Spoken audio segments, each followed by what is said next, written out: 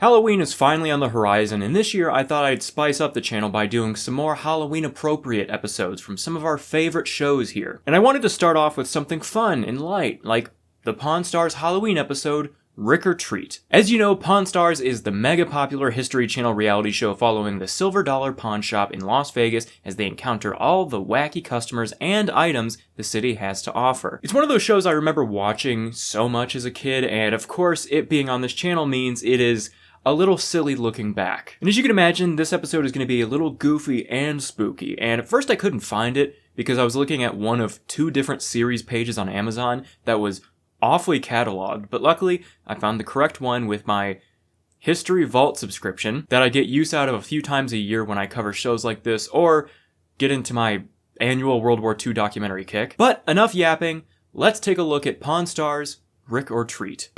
It's Halloween, and that's always a special time in Vegas. I always say I never know what will come in that door, but this time of year, I really don't know what's going to come in that door.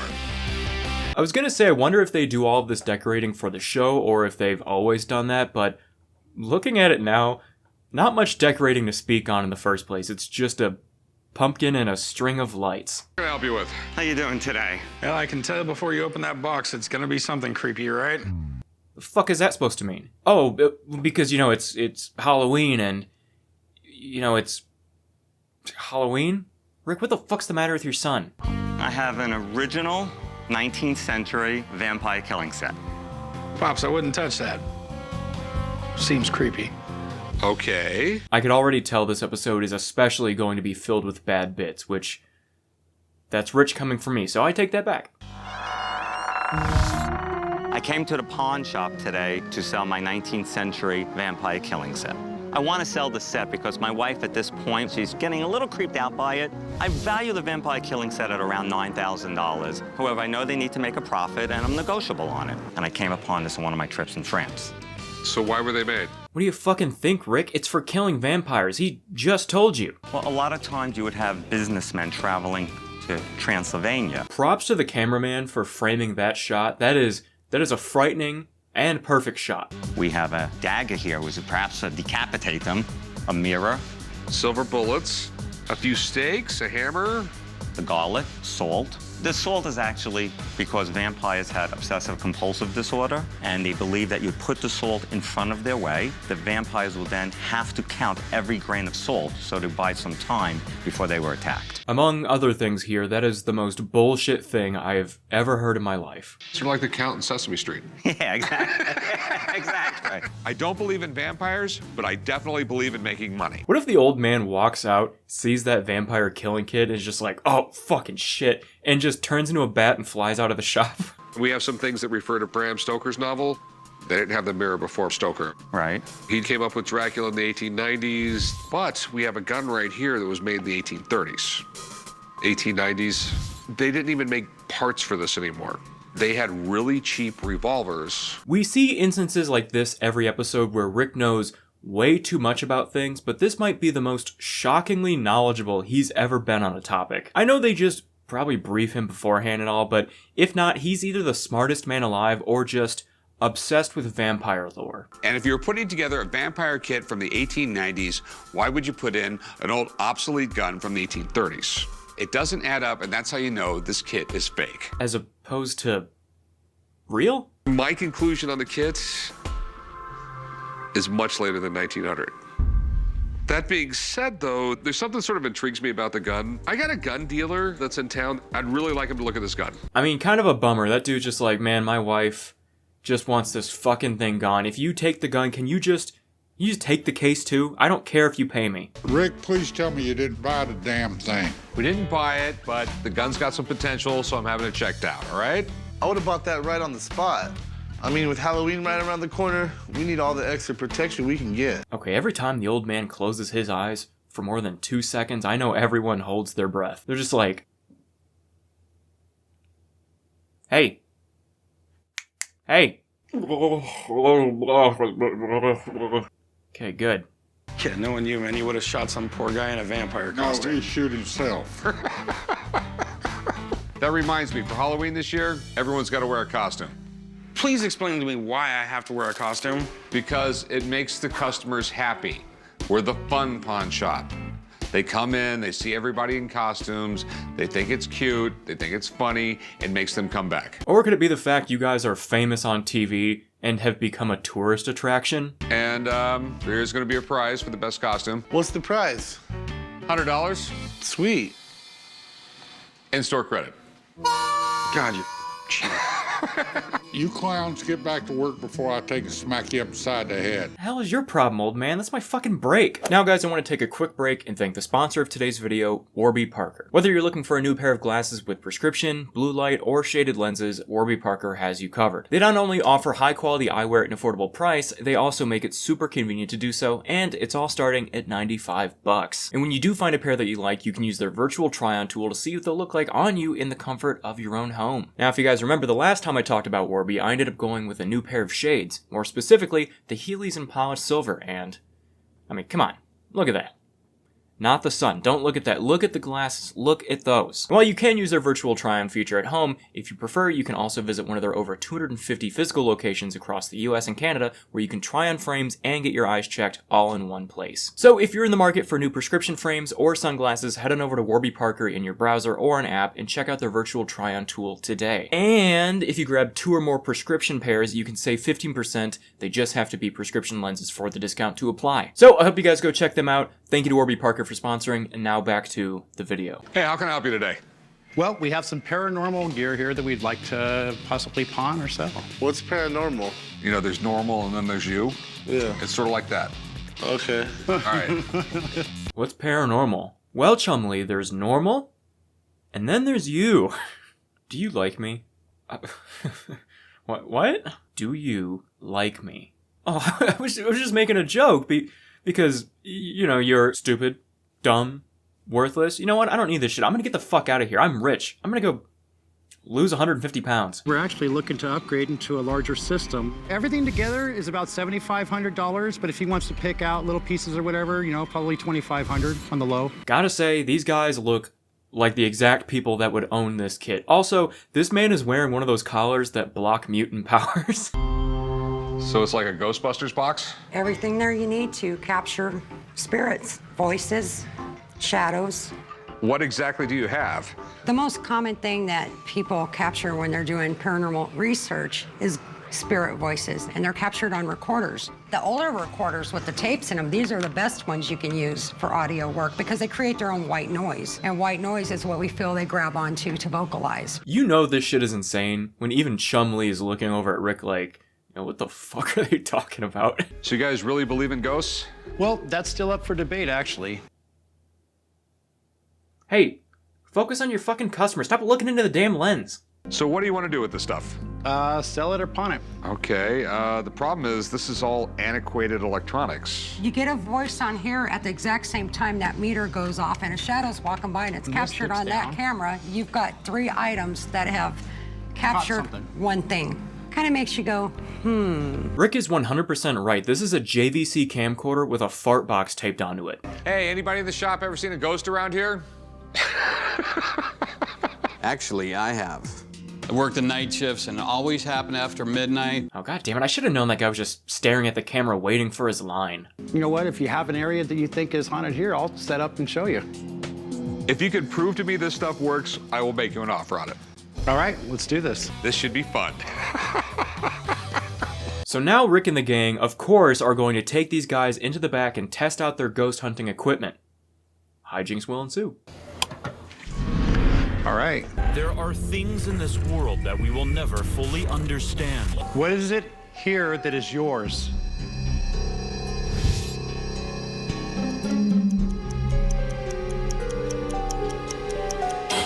Did you hear that? Nope, I didn't hear anything. All right, I'm over it. Turn on the lights. I didn't believe in ghosts before, but after this experience, I still don't. Well, nothing turned up for us on the investigation. We weren't able to close a deal. However, we hope that maybe sometime we get a chance to go back in and do another investigation. Okay, now that would be a good Halloween episode if they just dedicated the whole thing to bringing them back and doing a paranormal investigation of the pawn shop. There are things... What you got here? This is my antique key punch machine. Come check this thing out. What? Chum, is that you? Yep. I don't think he went to Spirit Halloween for that. I think those were just his clothes back in 1870 when he was 30 years old. What the hell are you supposed to be? Justin Bieber, teenage sensation. You look like a dork. That is a Carl Weezer wig. I'm hoping to sell this machine for about $3,500 today. Back in the day when I was in the Navy, I had over 300 key punch operators working for me. You know, I'm looking around $500 for it. For $500, I would probably donate it to a museum where a lot of people would get to see it. I think what would make me happy is about $1,500. No, I can't go with that. It's the type of thing I like sitting around my shop. I'll push it up to about $650, guy. I think that patch is impeding your good judgment a little bit, but if we came in at 9, you got a deal. Lord, if you talk back to me like that again, I'm gonna bust you upside the head. Give it to me for $800. I'll make sure it gets a good home. $800 isn't nothing, but man, if you're gonna come down to that from $3,500, you might as well just do that museum thing you were talking about. That sounds like a much better option. Okay, $800, you got a deal. Sounds like a plan. Chum, we go right the man up. I wanted $3,500 and I realized I took a big nosedive. I came down to $800 simply because I don't have the time or the additional energy to really try to market it anyplace else. That is one of the two ways people leave this shop without their item. Either they're like, I just need some cash so I can get back to the Luxor. That machine was hot. Or they're just like, I don't really give a shit. This was my father-in-law's and I just need to get it out of the attic. Earlier, a guy brought in what he claims is an authentic 19th century vampire hunting kit. And it's got a really old gun in it that could be valuable. This gun really intrigues me, so I called in an expert to have him check it out. They need to trap Chris Angel in this shop to test out this kit on him. Just to test it. We don't need to stick the stakes in him and kill him. We can just try one of the other things. That'll answer two questions that we all have. Does this kit work? And is Chris Angel a fucking vampire? The gun is a 50 caliber, but the balls look more like 38 caliber, and it doesn't fit the time period at all. It's obviously a put-together kit that was just made to sell to somebody. Well, Rick, what are you thinking on this? Is it something you're going to want to buy, or? I just wondered what it was worth. The Howdah pistols go for pretty good money. They're so rare, and you just don't hardly ever see them. You could be talking $10,000, $15,000. Damn, what was he asking for? Like $9,000? And he was willing to negotiate that price? For that bag, he is throwing that kit in the dumpster on his way out. But the condition is not very good. The metal is pitted evenly all over the whole gun, almost unnaturally. Antiquing is when you artificially age something. The pitting on the metal was probably created by some sort of acid. Even though the gun was really old, someone wanted to make it look like it had a lot of use. A gun in this condition would maybe sell for $500 to maybe $1,000 on its very best day. I may have spoken too soon, as I often do. Thanks a lot, Joe. I really appreciate it. Oh, thank you. Thanks a lot. My pleasure. This guy explaining the new price to him basically just kicked him in the balls, punched him in the stomach, spun him around, kicked him in the ass, and spit on him. Because hearing this news after that ginormous first number would send me on a 5-day bender at a cheap casino. I think it's a cool one. It's really cool. It's really neat. But it's one of those things where you have to be really careful when you sell it. They were made at a time for people Okay. who believe in vampires. Unless you want to sell the gun for $100. I'm not going to sell it, break it up, but I appreciate your time. Appreciate you coming down. It was nice. Thanks. All right, thanks for coming in, Nice to man. meet you. What this guy really needs to do is call up Jeff Schwartz from The Liquidator, because he would most likely spend tens of thousands of dollars for this garbage. Wow.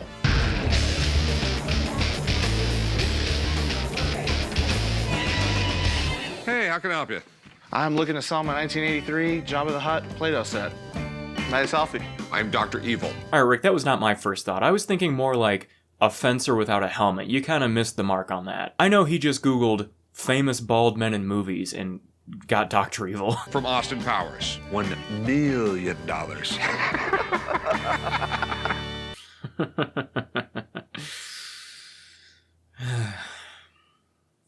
So anyways, Came to the pawn shop today to sell my 1983 Return of the Jedi Play-Doh set. Just trying to sell it right now because movies are hot with the re-release. Figure I might as well get it while the market's on top. I don't think it's unrealistic to ask $100. It's got Star Wars stamped on it. People will buy anything that says Star Wars. You know what's cool about this is it doesn't have a lot of the main characters in it. The only main character actually that it has is Jabba and Luke. Everyone else is just random people from his palace, like his little sidekick buddy Salacious Crumb. And You are way too much into Star Wars if you actually know who's this guy? Salacious Crumb. After 8 years of making videos on this channel and 15 years on YouTube, we finally have the first mention of Salacious B. Crumb. They don't mention his name in the movie. You have to actually do research to figure that out. Yeah, unfortunately. Rick, you ignorant slut, that Salacious B. Crumb alone should drive this value up tenfold. How about 40 bucks? You sure it's not worth $1 million? That wasn't even a sound effect, it was just the old man getting out of his chair in the back. I mean, you go up like 10 more dollars, like 50 bucks. Yeah, I'll give you 50 bucks. Cool. All right, I'll meet you right over there. I got $50 in my pocket, and I'm gonna leave Dr. Evil to go trick-or-treating or do whatever he's gotta do. You know, not that the people in this episode were really that weird in general. They usually can be, but this guy was probably the most normal. He was pretty chill. He's just like, yeah, I got some weird Star Wars thing. It's probably worth something because it's got Star Wars on there. I'd take $100 for it. And then Rick offers him 50 and he's like, sick. Where's your costume at? There. Corey, that's not a costume. Yeah, it is. Alright, dude, okay, don't act like you're too cool for school, alright? You work at a pawn shop on the History Channel TV show Pawn Stars, alright? At the show that probably paid for that Corvette you're driving. Look at all the effort the old man put into his costume, and you know it takes him 2 hours to get out of bed every day. What? Alright, Rick, that's rich coming from the guy in a champion crew neck. I get not knowing who Chumlee is. I know he's Justin Bieber because I am the age that I am. But the old man, that cowboy outfit, come on. Oh, what are you supposed to be? America's heartthrob? Beaver? The Bieber. The women go crazy for him. Wait, how much of Rick's back is exposed in that? Oh my god. That costume does not fit him. This is a wear a t-shirt underneath kind of costume. They go crazy over a beaver? No, the Bieber. Try it. The beaver. The Bieber. There's no V. The beaver. The Beeb. Whatever. Chumlee, you have to understand that man is too old to learn new words. You get past a certain age and the capacity to learn new words is just gone. I feel like I'm already there right now, and I'm only 27. Go yourselves. Antoine, what are you supposed to be? The world's biggest baby. What the hell? Give him the $100. What do you mean give him the $100? Yeah, he wins, dude. There is someone out there, and statistically, it could be one of you guys that is so into that. Congrats, Twan. Yeah, sweet, $100. $100 worth of store credit, Antoine. Alright, sick. I think I want to use my $100 in store credit on that zombie killing kit. Fuck. How about a Star Wars Play-Doh kit? Cheapest bosses ever. Well guys, that was Pawn Stars Rick or Treat. A nice, fun little light way to start the Halloween video series this month. I got some ones coming up I think you guys are really gonna like, so stay tuned for that. Turn on notifications if you haven't. A lot of you say, hey, I didn't see this video pop up. Should turn on notifications. All notifications. But I hope you guys did enjoy this video. If you did, as always, don't forget to like down below, comment, subscribe if you haven't. Don't forget to check out my merch store tab on the channel or ChrisJames.shop. Thank you once again to Warby Parker for sponsoring. Thank you guys for watching, and I will see you next time. Goodbye.